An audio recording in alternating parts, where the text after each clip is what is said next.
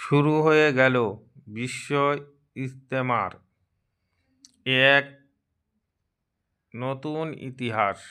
2026 জনসমুদ্র পৈনান হুগলি নতুন ইতিহাস সাক্ষী থাকল হুগলির পৈনান।